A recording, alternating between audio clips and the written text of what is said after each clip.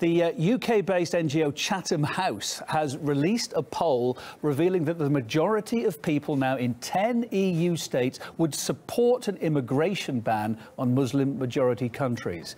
The survey apparently was conducted before President Trump signed that executive order in the States for a travel ban there for 7 predominantly Muslim countries and people from it. Let's get the latest on the reaction to this from Laura Smith in London. Laura, really significant findings here. A lot of people are going to be very upset by that too, in theory. And quite surprised, actually, I think. It's a poll that was done by Chatham House, as you say, across 10 European countries, and it found that over the 10 countries, 55% on average want to stop all future immigration from mainly Muslim countries. And the poll was done before Trump's controversial immigration ban on those 7 Muslim countries, so it can't be said to be informed by that.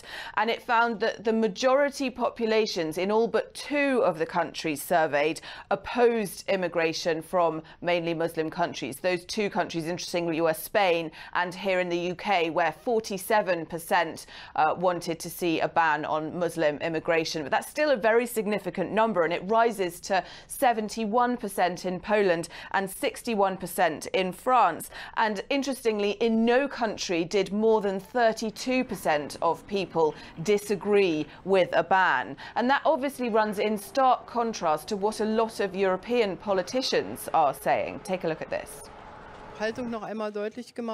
I clearly explained my position that the fight against terrorism does not justify general measures against defined countries, people or beliefs. It's deeply regrettable and disturbing that the United States has decided to ban refugees and all people from 7 countries from traveling to the United States. It risks increasing antagonism and shows distrust towards people.